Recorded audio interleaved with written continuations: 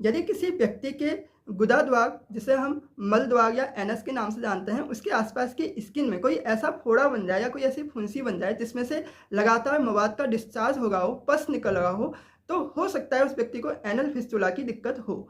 नमस्कार फ्रेंड्स, मैं डॉक्टर प्रदीप आपका अपने यूट्यूब चैनल में दिल की गहराइयों से बहुत बहुत स्वागत करता हूं। और आज हम बात करने जा रहे हैं एनल फिस्टुला के बारे में। फिस्टुला असल में होता क्या है? फिस्टुला एक एबनॉर्मल कनेक्शन है जो कि दो ऑर्गन्स के बीच में, दो अंगों के बीच में हो जाती है। जनरली यह हेल्दी कंडीशंस में नहीं होनी चाहिए।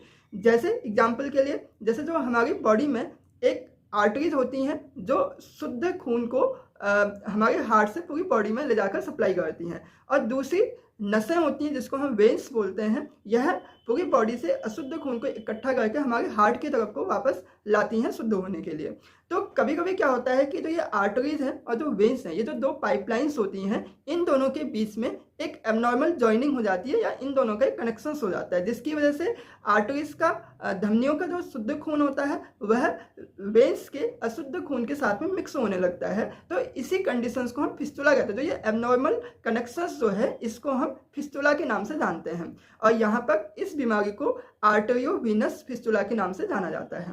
अब चूंकि हम यहाँ पे एनल फिस्टुला के बारे में बात कर रहे हैं, तो एनल फिस्टुला में क्या होता है कि जो हमारे रेक्टम के अंदर, हमारे एनस के अंदर मल को बाहर निकालने का जो रास्ता होता है, जिसे हम एनल कैनाल्स के नाम से जानते हैं, तो इस एनल कैनाल्स का एक एबनॉर्मल कनेक्शन हो जाता है उसके आसपास की स्किन से, जो या फिर वहाँ पे जो ग्लैंड्स होती है जिसे हम एनल ग्लैंड्स कहते हैं, उसके साथ में एक एबनॉर्मल जॉइनिंग हो जाती है। ये किसी इन्फेक्शंस की वजह से हो सकता है, या फिर एनल ग्लैंड्स में जैसे कोई फोड़ा बन जाए या कोई फुंसी बन जाए जिसके अंदर पस बन जाते हैं, जिसे हम अब्सेस के नाम से जानते हैं, तो उसकी वजह से ये एबनॉर्मल जॉइनिंग हो जाती है। अब चूंकि इसमें मवाद जो बनता है उसे बाहर निकलना होता है, तो वो क्या करता है कि अपने आसपास की स्किन को, सॉफ्ट स्किन को खुदेड़ने लगता है एक तरीके से। इन्फेक्शंस उसमें भी फैलने लगता है जो सॉफ्ट स्किन होती है, तो वहां से एक पतला सा रास्ता जैसा, जिसे हम टनल्स के नाम से जानते हैं, एक टनल जैसी बनती है जो कि स्किन के बाहर जाके खुल जाती है, जो कि हमारे गुदाद्वार के आसपास की ही स्किन होती है, वहां पे उसकी ओपनिंग हो जाती है। तो इस प्रकार से पस का डिस्चार्ज होता है वह हमारी एनल कैनाल से लेकर स्किन के बाहर होने लगता है, या फिर इस टनल के माध्यम से जो एनल कैनाल है, जो मल मार्ग है, वहां से स्टूल का डिस्चार्ज भी इस ओपनिंग से होने लगता है, इस स्किन के बाहर निकलने लगता है, या फिर जो म्यूकस होता है हमारे मल मार्ग में, इस टनल के रास्ते बाहर निकलने लगता है। तो इसी कंडीशंस को हम एनल फिस्टुला के नाम से जानते हैं। अब जैसा कि मैंने कहा कि एनल फिस्टुला जो है किसी इन्फेक्शंस के कारण हो सकता है, जो कि मोस्टली बैक्टीरियल इन्फेक्शन होता है, जिसमें अब्सेस बन जाता है, फोड़ा या फुंसी बन जाता है। यह या तो स्किन के बाहर बन जाएगा, जो कि इन्फेक्शन फैलते फैलते अंदर रास्ता बनाते हुए हमारे एनल कैनाल्स में पहुंच जाता है, या फिर अंदर, जैसे कि मैंने अभी बताया कि यह एनल ग्लैंड्स में या फिर एनल कैनाल्स की दीवार में ही इस प्रकार का कोई फिसर बन जाए या वहाँ पे इन्फेक्शन हो जाए, तो उसके माध्यम से भी यह एनल फिस्टुला बन जाता है। इसके अतिरिक्त कोई इंजरी हो जाए तो उसकी वजह से ट्रॉमा की कंडीशंस में भी एनल फिस्टुला बन सकता है। इसके अलावा कभी कभी क्या होता है कि जैसे कोई अब्सेस हो जाए या फोड़ा फुंसी बन जाए, तो उसको हम सर्जरी के द्वारा उसके अंदर जो मवाद बना होता है उसको हम बाहर निकलवा देते हैं। लेकिन क्या होता है कि उसकी ड्रेसिंग जो बाद में की जाती है, लेकिन किसी वजह से यदि वह घाव नहीं भर पाता है तो वह एनल फिस्टुला के रूप में बाद में डेवलप हो सकता है। इसके अतिरिक्त यदि किसी पेशेंट को रेक्टल कैंसर हुआ हो, तो उसमें तो रेडियोथेरेपी का जो इलाज किया जाता है, तो उसकी वजह से भी एनल फिस्टुला बन सकता है। इसके अलावा एनल ट्यूबरकुलोसिस के मामले में भी एनल फिस्टुला बनने के चांसेस ज़्यादा रहते हैं, और यदि एनल सेक्सुअल ट्रांसमिटेड इन्फेक्शन हो जाए वहाँ पर, तो उसकी वजह से भी एनल फिस्टुला बनने के चांसेस ज़्यादा रहते हैं। और जो फोड़े फुंसी बनते रहते हैं, यदि वह अच्छी तरह से ठीक नहीं हो पाए, हम दवाई खाते हैं, ठीक हो जाते हैं, लेकिन अंदरूनी रूप से यदि वह अच्छे से ठीक नहीं हो पाया, तो वो भी बाद में डेवलप होकर एनल फिस्टुला बना देते हैं। अब यह तो कि मैंने बात इसके कारणों की, एनल फिस्टुला के कारणों की। अब एनल फिस्टुला के सिम्टम्स क्या होते हैं? जैसे कि मैंने बताया कि यदि एनल फिस्टुला की दिक्कत है, तो जहाँ पे एनल फिस्टुला हो चुका है, जहाँ पे टनल बन चुका है, वहाँ से लगातार पस का डिस्चार्ज हो सकता है, चिपचिपा पदार्थ बाहर निकल सकता है, या फिर जो म्यूकस होता है एनल कैनाल का वह उस रास्ते बाहर निकलता है, जिसकी वजह से पेशेंट्स को काफ़ी असहजता होती है, उसके अंडर गारमेंट्स लगातार भीगने लगते हैं, और इस स्राव में से जो ये डिस्चार्ज होता है इसमें से बहुत ज़्यादा स्मेल आती है। इसके अलावा एनल फिस्टुला की वजह से जो आसपास की स्किन होती है, गुदा द्वार के आसपास की स्किन जो होती है उसमें बहुत ज़्यादा स्वेलिंग हो जाती है, दर्द बहुत ज़्यादा हो सकता है जो कि खांसने पर, बैठने पर बहुत ज़्यादा एग्रेसिव हो जाता है। वहाँ पे रेडिशनेस हो सकती है और वहाँ पे छूने पर गर्माहट महसूस हो सकती है। यदि पेशेंट्स को एनल फिस्टुला है तो लैट्रिन करते समय सांस में जब जाता है तो जो उसमें लैट्रिन करते समय जो जोर लगता है, या लैट्रिन अगर टाइट है, स्टूल का जो नेचर है टाइट है, तो उसकी वजह से भी जोर पड़ने की वजह से पेन बहुत ज़्यादा हो सकता है। अब हम बात करेंगे इसके डायग्नोसिस की कि कैसे पता चलेगा कि आपको एनल फिस्टुला है या कुछ और है। तो जनरली यह फिजिकल एग्जामिनेशंस के द्वारा चिकित्सक करता है फिजिकल एग्जामिनेशन अपने हाथ से, तो उसी से पता चल जाता है कि एनल फिस्टुला की दिक्कत है या नहीं है।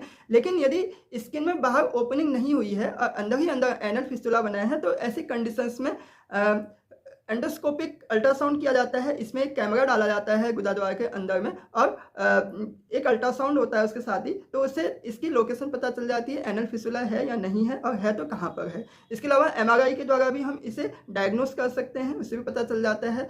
इसके अतिरिक्त फिस्टुलोग्राफी के द्वारा भी हम एनल फिस्टुला की लोकेशंस का पता कर सकते हैं। फिस्टुलोग्राफी में क्या होता है कि एक विशेष प्रकार का एक्सरे होता है जिसमें एक डाई विशेष प्रकार की जो स्याही होती है उसको अंदर डाली जाती है और उसके साथ ही एक्सरे किया जाता है। तो इस स्याही के कलर के अनुसार एनल फिस्टुला की लोकेशंस और उसकी फॉर्मेशंस का हमको पता चल जाता है। अब हम बात करेंगे एनल फिस्टुला के ट्रीटमेंट की। देखिए फ्रेंड्स, जैसे कि मैंने बताया कि एनल फिस्टुला बहुत जल्दी नहीं बनता है। एनल फिस्टुला में क्या होता है कि जैसे कोई बैक्टीरियल इन्फेक्शन है तो उसकी वजह से एनल फिस्टुला बन सकता है, या फिर कोई घाव बन जाए या कोई फोड़ा फुंसी बन रही है और वह ठीक होने में नहीं आ रही है। बार बार हम उसका इलाज करते हैं और वो ठीक हो जाती है, कुछ टाइम के लिए मवाद बनना बंद हो जाता है, लेकिन उसके बाद फिर वह दोबारा से वहीं पे वह फोड़ा या अपसेस बन जाता है। तो इस प्रकार से धीरे धीरे डेवलप होते हुए एनल फिस्टुला के रूप में कन्वर्ट हो जाता है। इसलिए यदि आपको इस प्रकार की कोई दिक्कत है तो सीधे दवाइयां न लेकर सबसे अच्छा यही होगा कि अपने डॉक्टर के पास जाएं, उसको प्रॉपर्ली दिखाएं और जो ये कंडीशंस बन गए, बार बार जो इन्फेक्शन हो गया है उसका जड़ से इलाज करें, ताकि ये घाव आगे चलकर आपको एनल फिस्टुला के रूप में कन्वर्ट ना हो सके।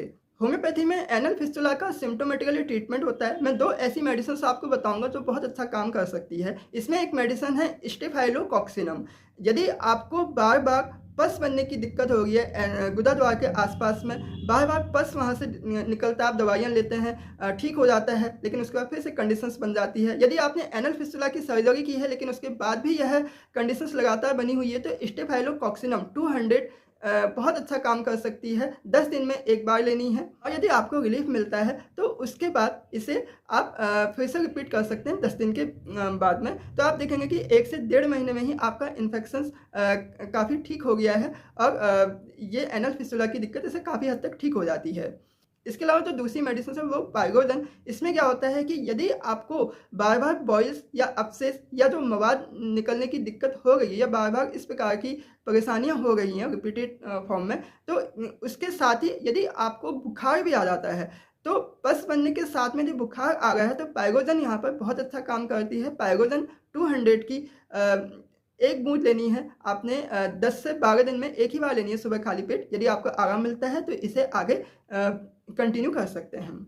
लेकिन फ्रेंड्स, मैं आपसे कहना चाहता हूं कि ये इस प्रकार से मेडिसिन या यूट्यूब से मेडिसिन लेने से ज़्यादा अच्छा यह है कि आप अपने किसी आसपास के क्वालिफाइड डॉक्टर्स को दिखाएं, जिससे वह आपके सारे लक्षणों को देखकर फिजिकल एग्जामिनेशंस के द्वारा और सिम्टम्स टोटलिटी के बेस पे जो भी वह आपको मेडिसिन देगा वह आपके एनल फिस्टुला को बिल्कुल ठीक कर सकती है। अन्यथा एनल फिस्टुला की दिक्कत ऐसी है कि यदि इसका ट्रीटमेंट हम प्रॉपर ढंग से नहीं कर पाए तो इसमें क्या होता है, जैसे आज एक टनल बनी हुई है, एक जगह पे एनल फिस्टुला है, तो यह बढ़कर आगे 2-3 टनल के रूप में भी कन्वर्ट हो सकता है और आपका एनल फिस्टुला जो है वह ज़्यादा खतरनाक हो सकता है।